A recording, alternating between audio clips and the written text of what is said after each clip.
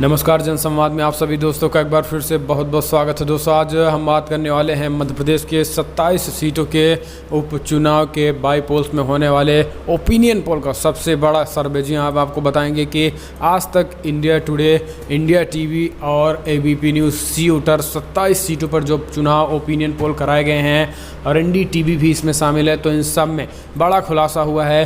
दरअसल आपको बता दें कि इन चारों के चारों सर्वे में क्या खुलासे हुए हैं और कौन किसकी सीटें और किसकी सरकार बनती हुई दिखाई दे रही है, ये भी बताएंगे।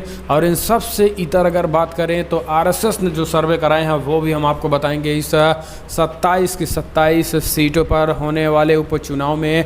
और जानेंगे कि क्या एक बार फिर से मध्य प्रदेश में कमलनाथ सरकार की होगी वापसी या फिर शिवराज सरकार बने रहेंगे सत्ता में, ये भी आपको बताएंगे। और क्या ज्योतिरादित्य सिंधिया को बीजेपी में जाने से कांग्रेस पार्टी को कुछ नुकसान होने वाला है या फिर ज्योतिरादित्य सिंधिया का जादू फिलहाल बीजेपी में भी नहीं चलने वाला है, इसके बारे में भी सिंधिया फैक्टर के बारे में इन सभी सीटों में बताएंगे।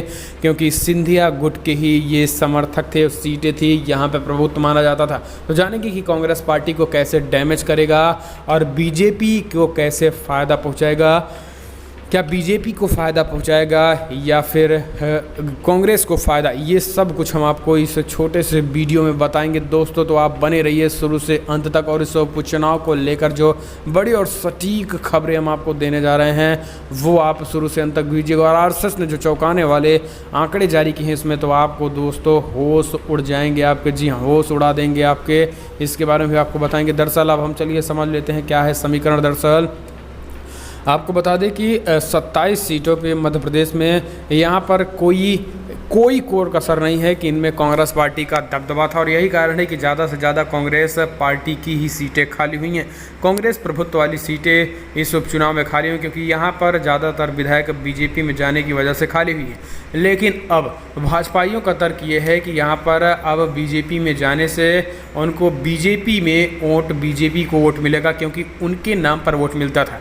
जबकि कमलनाथ गुट का ये दावा है कि फ़िलहाल कांग्रेस के नाम पर वहाँ की जनता वोट करती आई है और वो कांग्रेस का गढ़ वो सब रहे।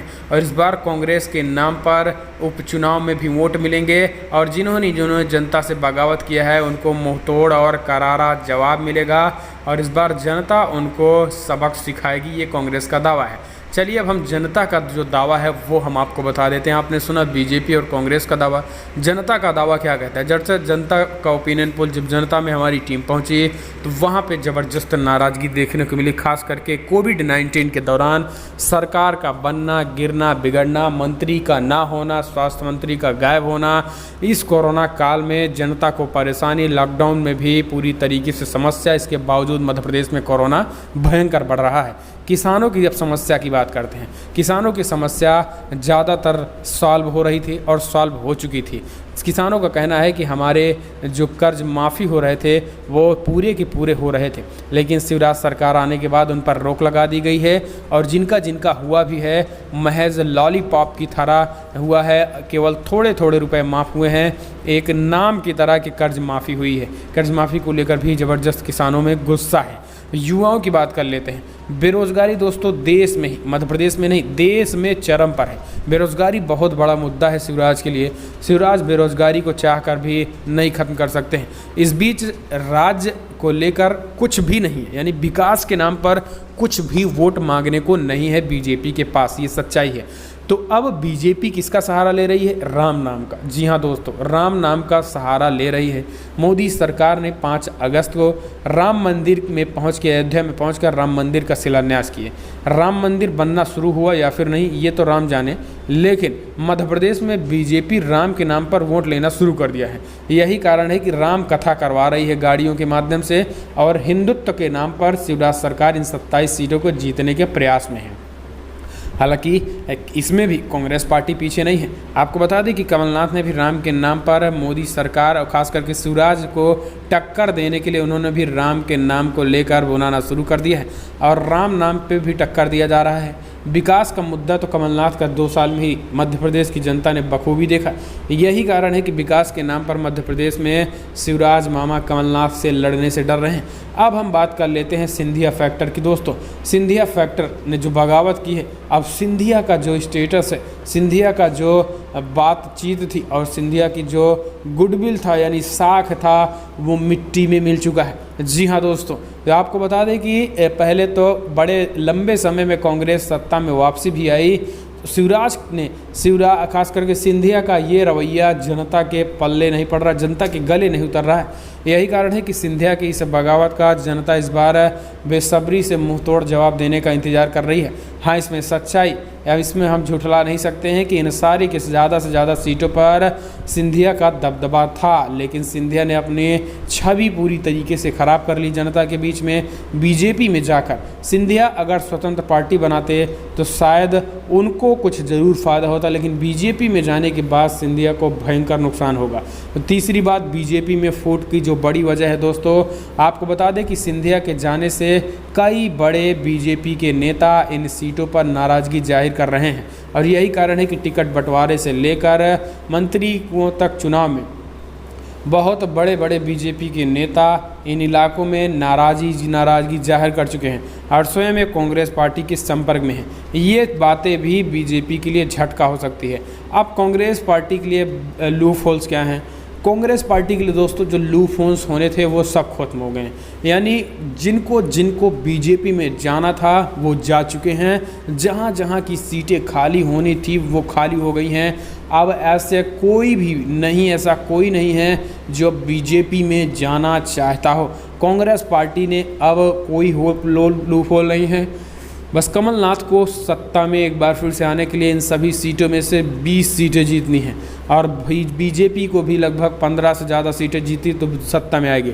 लेकिन अब ओपिनियन पोल हम समझ लेते हैं। 10 दिन पहले दोस्तों एबीपी न्यूज़ और सी वोटर ने जो 27 सीटों पर ओपिनियन पोल कराए हैं वो बीजेपी और कांग्रेस की कांटे की टक्कर दिखा रहे हैं। जी हाँ, 27 सीटों पर दोस्तों 14 सीटों पर कांग्रेस पार्टी का कब्जा होता दिख रहा है, जबकि 13 सीटों पर बीजेपी कांटे का मुकाबला एबीपी न्यूज़ और सी वोटर में होता दिखाई दे रहा है। जबकि दोस्तों अगर हम केवल इंडिया टुडे और आज तक की बात करें तो इंडिया टुडे और आज तक में कराए गए 27 सीटों के सर्वे में यहाँ पर कांग्रेस पार्टी को 17 सीटें और बीजेपी को महज 10 सीटें मिलती हुई दिखाई दे रही हैं।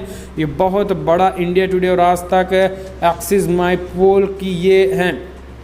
अब बात करते हैं इंडिया टीवी और चाणक्य पोल। जी हाँ, आपको बता दें इंडिया टीवी और चाणक्य पोल ने भी इसमें तो बीजेपी को 15 सीटें दिए हैं, जबकि महज 13 सीटें कांग्रेस पार्टी के खाते में जाती हुई दिख रही हैं। ये इंडिया टीवी चाणक्य पोल ने ये बात की है, इसमें बीजेपी को बढ़त मिलती दिख रही है। बीजेपी को 15 सीटें तो 13 सीटें कांग्रेस के खाते में जाती हुई दिख रही हैं। लेकिन दोस्तों अभी आप रुकिए, अब आरएसएस ने जो सर्वे कराए हैं आप चौंक जाएंगे और आपके कान खड़े हो जाएंगे। आपको बता दें कि आज आरएसएस की अंदरूनी ओपिनियन पोल में 27 की 27 सीटों पर भाजपा की करारी हार हो रही है, जबकि कांग्रेस पार्टी की भयंकर जीत हो रही है 27 की 27 सीटों में। आपको बता दें कि ये बातें स्वयं पूर्व मंत्री ने खुलासा किया है, तो ये अपने आप में बड़ी बात है। आरएसएस के ओपिनियन पोल में 27 सीटों पे बीजेपी का सफाया हो रहा है। यही कारण है कि अब आरएसएस के कहने पर बीजेपी हिंदुत्व के राग और राम नाम को मध्य प्रदेश में भुनाना शुरू कर दिया है। अब आते हैं हम एनडीटीवी की दोस्तों। तो एनडीटीवी ने फिलहाल इसमें 17 सीटों पर कांग्रेस पार्टी पर कांग्रेस पार्टी का कब्जा होगा, जबकि 10 सीटों पर बीजेपी का कब्जा होगा। तो ये बड़ी अपडेट निकल के आ रही है, ये एनडीटीवी की रिपोर्ट है। तो दोस्तों ये सारे ओपिनियन पोल मध्य प्रदेश के हैं। आपको किन के ओपिनियन पोल सबसे सटीक हैं? एबीपी न्यूज़, सी वोटर, इंडिया टुडे आज तक, या फिर इंडिया टीवी चाणक्य पोल, या फिर आरएसएस, या फिर एनडीटीवी? इन सारे के ओपिनियन पोल्स को दोस्तों एनालिसिस कीजिएगा तो आपको पता चलेगा कि साफ साफ कांग्रेस पार्टी फिर से सत्ता में भयंकर वापसी कर रही है और मध्य प्रदेश में शिवराज मामा की सरकार फिर से जाती हुई दिखाई दे रही है।